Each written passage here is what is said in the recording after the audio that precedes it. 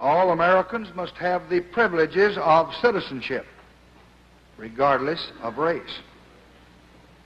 And they are going to have those privileges of citizenship, regardless of race.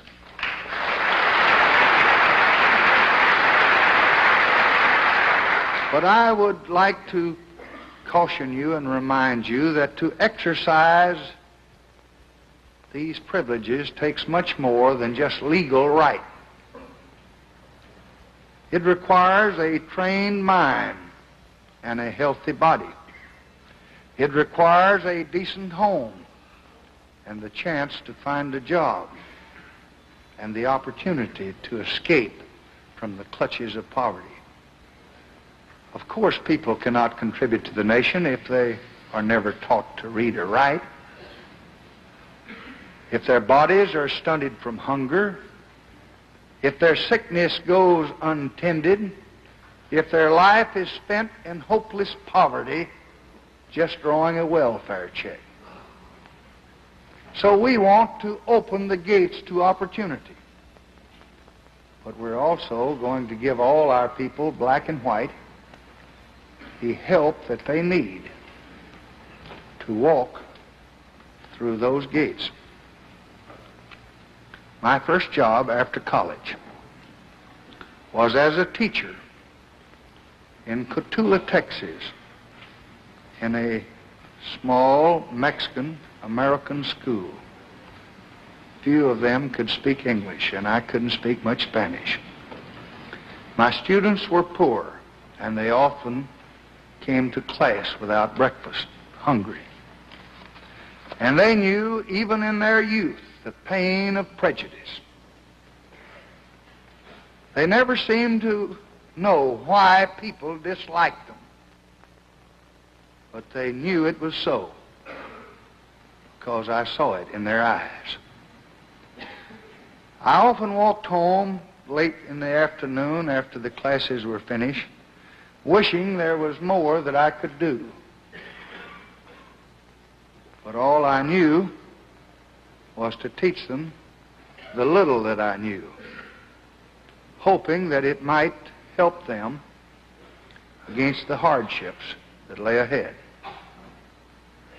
And somehow you never forget what poverty and hatred can do when you see its scars on the hopeful face of a young child.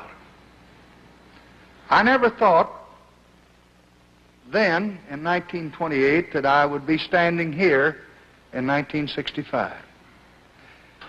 It never even occurred to me in my fondest dreams that I might have the chance to help the sons and daughters of those students and to help people like them all over this country.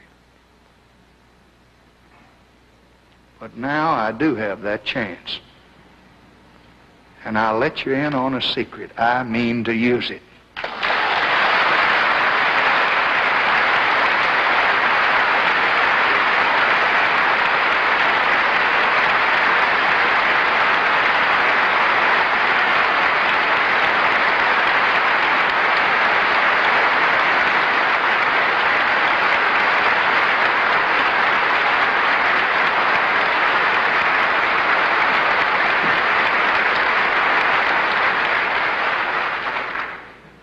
And I hope that you will use it with me.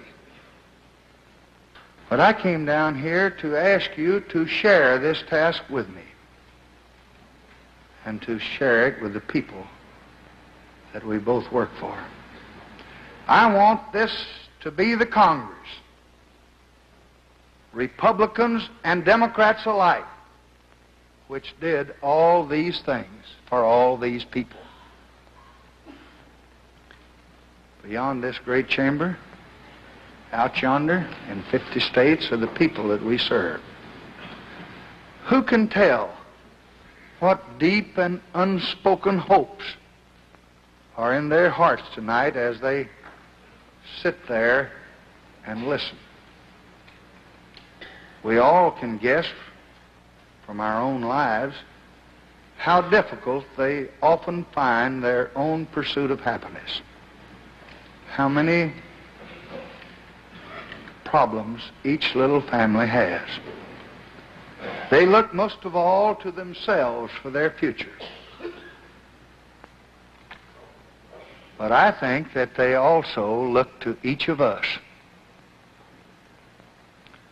Above the pyramid on the Great Seal of the United States, it says in Latin, God has favored our undertaking. God will not favor everything that we do. It is rather our duty to divine His will. But I cannot help believing that He truly understands and that He really favors the undertaking that we begin here tonight.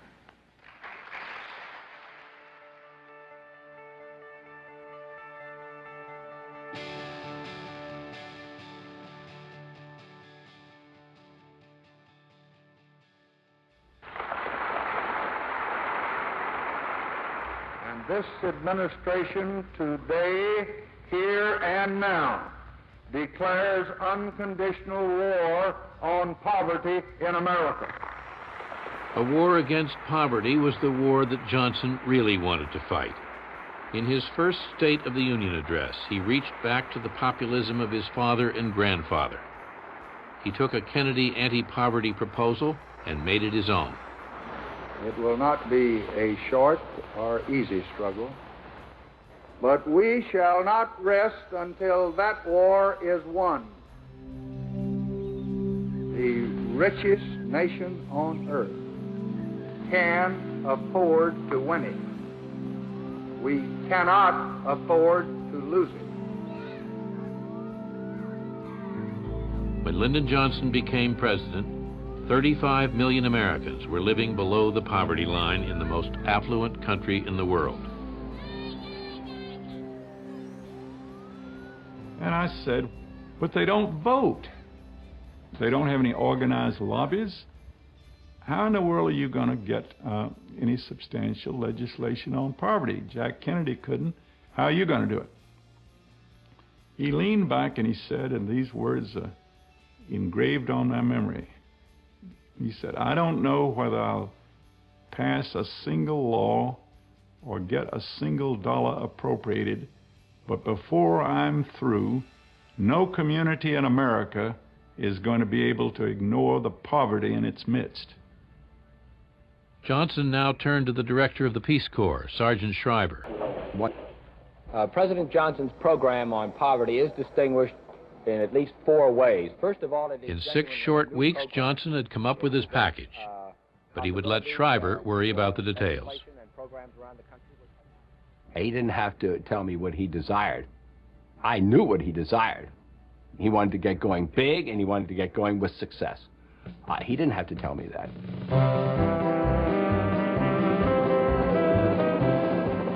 Johnson crisscrossed the country, appealing for support for his anti-poverty legislation. Poverty in America had been invisible. Johnson put it on the front pages. Our first objective is to free 30 million Americans from the prison of poverty. Can you help us free these Americans? And if you can, let me hear your voices. For Johnson, it was a return to his political past. The old battle cries of the New Deal coming alive again. He was the last soldier in the New Deal War. Most people don't actively care about people they don't know, people who are suffering. It's hard for us to remember those people. Lyndon never really forgot them, I think. I really think he never did. His vision was of helping the disadvantaged to help themselves. His hope was that you give them education, you give them opportunity, you give them the chance to come into the mainstream of American middle-class economic life. And that's as thoroughly American as apple pie. We have a right to expect a job, to provide food for our families, a roof over their head, clothes for their body. And with your help, and with God's help, we will have it in America. Thank you.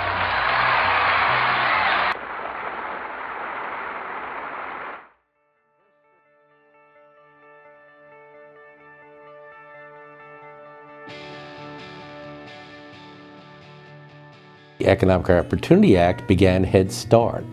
The Economic Opportunity Act began VISTA.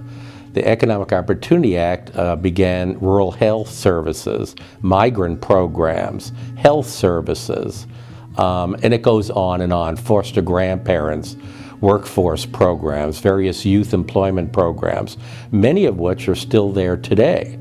So we've had an incredible history these last 46 years. And we started out in '64 with about 1,100 community action agencies throughout the United States. In the state of California, we have 53 as we speak. The beauty of community action is its board of directors, and that's what distinguishes community action from many other nonprofits. My name is Lloyd Throne, and it was my honor to be director of the Redwood Community Action Agency for 2/3 of its existence.